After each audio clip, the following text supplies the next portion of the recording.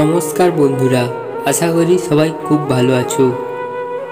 অরুণের গল্প কথা চ্যানেলে আপনাদের স্বাগত।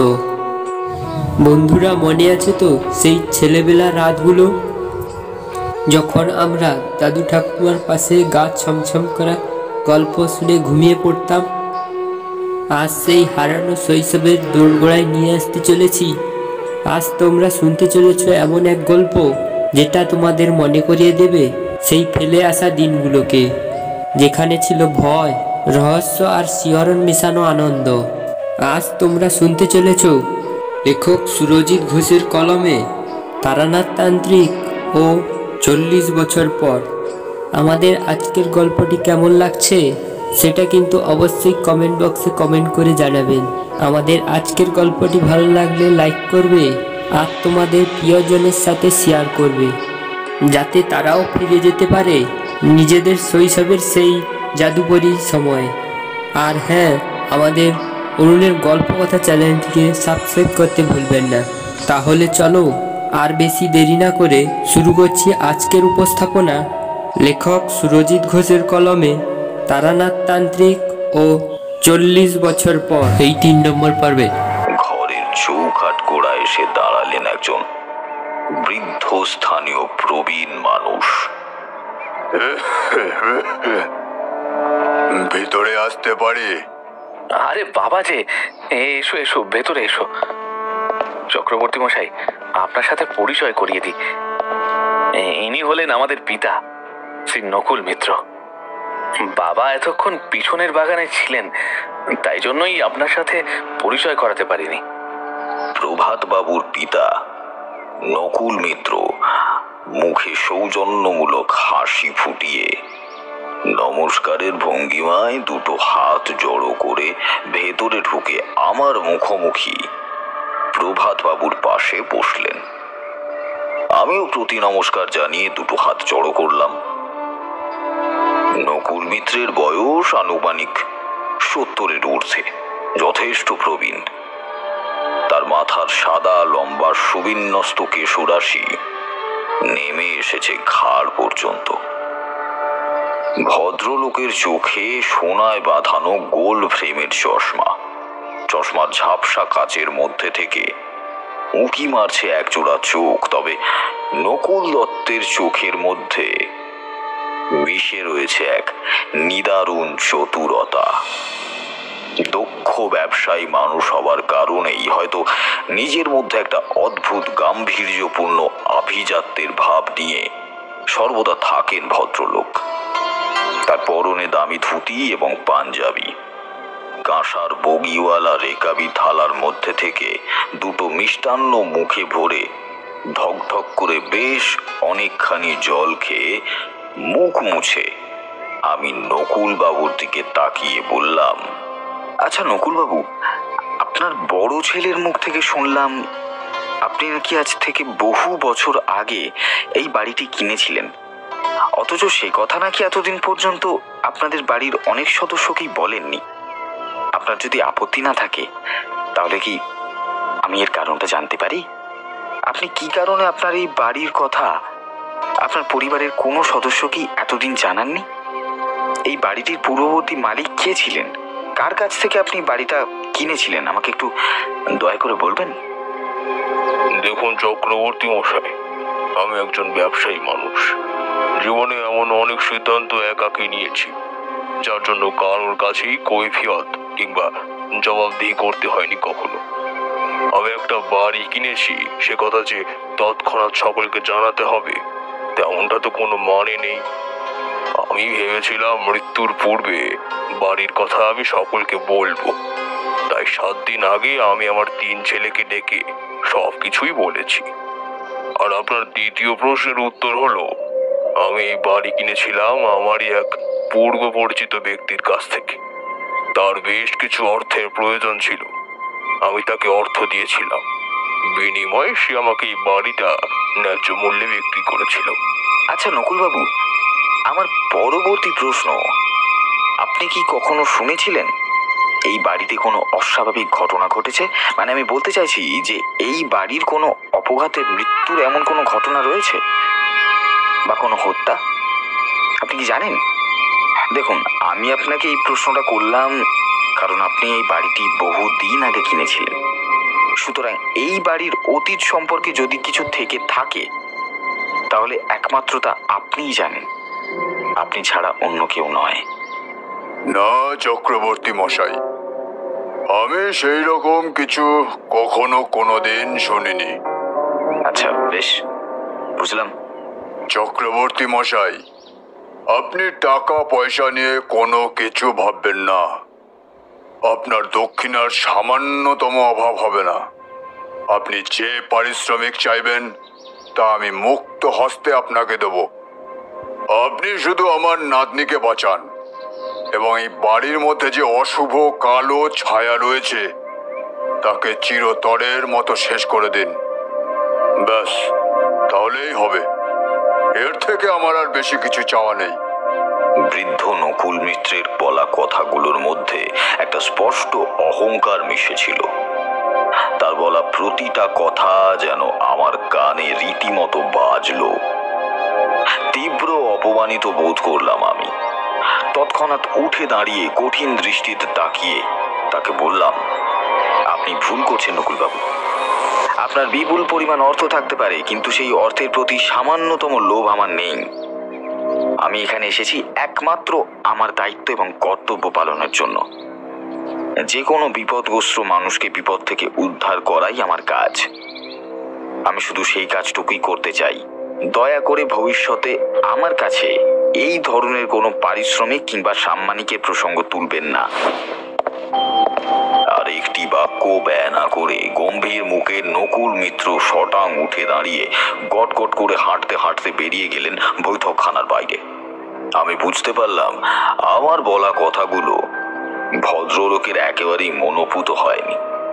প্রভাতবাবুর দিকে তাকিয়ে বললাম, চলুন প্রভাতবাবু, এবার আমাকে একটিবার আপনার মেয়ে বিজয়ার কাছে নিয়ে চলুন। আমি নিজের চোখে তাকে একবার দেখতে চাই। আগে হ্যাঁ চক্রবর্তী মশাই, আপনি আসুন আমার সাথে, আমি আপনাকে তার ঘরে নিয়ে যাচ্ছি। প্রভাতবাবুর সাথে এবার আমি এসে উপস্থিত হলাম একটা বিশাল বড় বন্ধ ঘরের সামনে। ঘরের ভেজানো দরজায় মৃদু ঠেলা দিতেই ক্যাচ ক্যাচ শব্দ করে সেই দরজাটা খুলে গেল। দরজা খোলা মাত্রই একটা বিভৎস ভ্যাপসা বিশ্রী গন্ধ যেন ঝাঁপিয়ে পড়লো আমার ওপর। গোটা ঘর পুরোপুরি জমাট বাঁধা অন্ধকারে পরিপূর্ণ। বাইরের সূর্যালোকের এতটুকু আলো ভেতরে প্রবেশ করতে পারেনি। প্রভাতবাবুর ঘরের ভেতরে ঢুকে একটা জানালার পাল্লা কিছুটা খুলে দিতেই ঘরের ভেতরটা সামান্য আলোকিত হয়ে উঠল। ঘরের ভেতরে প্রবেশ করে ধীর মন্থর গতিতে আমি ক্রমশ এগিয়ে গেলাম বিছানার দিকে। দেখলাম একটা কিশোরী মেয়ে অঘোরে ঘুমিয়ে রয়েছে। মেয়েটার মাথার চুল উস্কো খুস্কো এলোমেলো ভাবে ছড়িয়ে রয়েছে বিছানার মধ্যে। চোখ দুটো বোঝা, চোয়াল শুকিয়ে ভেতর দিকে ঢুকে গিয়েছে, হাত পা শীর্ণকায় এবং শরীর যথেষ্ট দুর্বল। বেশ কিছুটা সময় বিজয়াকে নিখুঁত ভাবে পর্যবেক্ষণ করে আমি বেরিয়ে গেলাম সেই ঘর থেকে।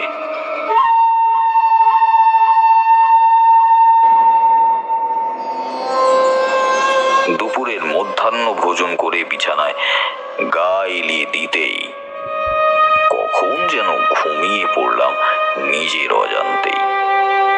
ঘুমটা যখন ভাঙলো তখন সন্ধ্যা হয়ে গিয়েছে। কিরকম যেন একটা বিজাতীয় শব্দে আমার ঘুমটা আচমকাই ভেঙে গেল। ধরপড় করে উঠে বসলাম বিছানার মধ্যে। দেখলাম গোটা ঘর অন্ধকারে পরিপূর্ণ হয়ে রয়েছে। এদিক ওদিকে তাকাতেই হঠাৎ করে আমার নজর গেল ওপরের কড়িবর্গার কাঠের দিকে। আর তাতেই যা দেখলাম তা দেখে আমার বুকের রক্ত এক নিমেষে ঝলকে উঠল। হাতের তালু পায়ের তালু মুহূর্তের মধ্যেই ঘামতে শুরু করলো। বুকের ভেতরটা হাঁপড়ের মতো ওঠানামা করলো।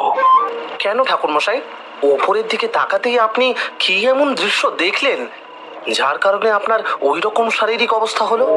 অস্পষ্ট অন্ধকারের মধ্যেও আমি পরিষ্কার দেখলাম আমার ঠিক মাথার উপরে কড়িকাঠ থেকে সম্পূর্ণ উল্টো হয়ে একেবারে চামচিকের মতো ঝুলে রয়েছে একটা মনুষ্য শরীর।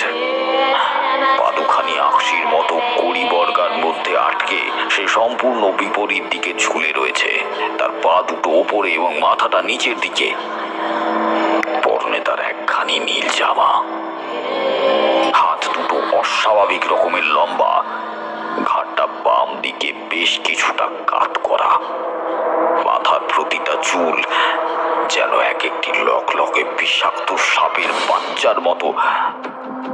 সবচেয়ে ভীতিপ্রদ যেটা হলো তার দুই চোখ, মণিবিহীন ধপধপে সাদা শ্বেত পাথরের মতো দুটি চোখ সম্পূর্ণরূপে নিষ্ফলক দৃষ্টিতে তাকিয়ে আছে আমার দিকে।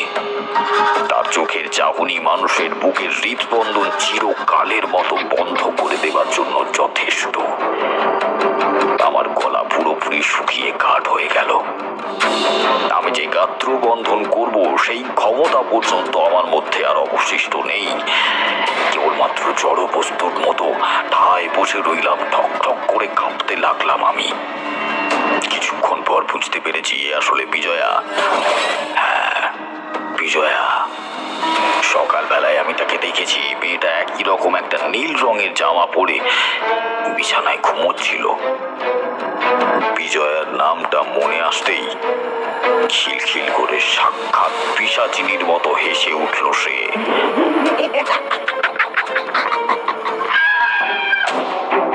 তারপর সোজা ঝাঁপিয়ে পড়লো আমার উপর, একেবারে যাকে বলে সম্পূর্ণ অপ্রত্যাশিত আক্রমণ। কেন কেন এখানে এসেছো তুমি? কি ভেবেছো এইভাবে এই শয়তানটাকে তোমার হাত থেকে বাঁচাতে পারবে? কিছুতেই না, আমি ওকে ছাড়বো না। সকল অন্যায়ের অপরাধের প্রাপ্য শাস্তি আমি ওকেই দেব। তুমি কিচ্ছু করতে পারবে না, কিচ্ছুটি না। এই কথা বলে বিজয়া আবারও খিলখিল করে হেসে উঠল। তারপর দুটো বজ্র কঠিন লৌহ সম হাত নিয়ে আমার গলাটাকে চেপে ধরল।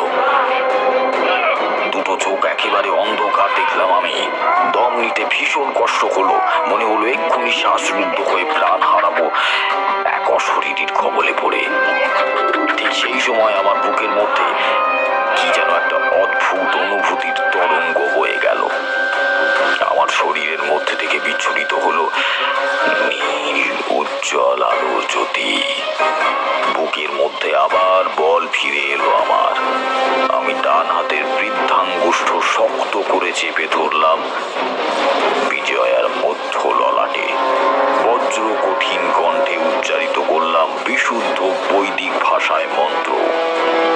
ওম জয়ন্তী মঙ্গলা কালী ভদ্রকালী কপালিনী দুর্গা শিব সমাধাত্রী সহস্রধা নমস্তুতে। মানুষের গায়ে ফোসকা পড়লে ঠিক যেই রকম যন্ত্রণাদায়ক তীব্র চিৎকার করে ওঠে, ঠিক সেই রকম ভাবেই চিৎকার করে উঠল বিজয়া। পরিবারের সমস্ত মানুষজন ততক্ষণে এসে ভিড় জমিয়েছে আমার ঘরে, কিন্তু আমি কোনো অবস্থাতেই তার মধ্যে ললাট থেকে আঙুলখানি সামান্যতম সরালাম না। ধীরে ধীরে চোখের সামনে কেমন যেন নেতিয়ে পড়ল মেয়েটা। আমি প্রভাত বাবুর দিকে তাকিয়ে বললাম,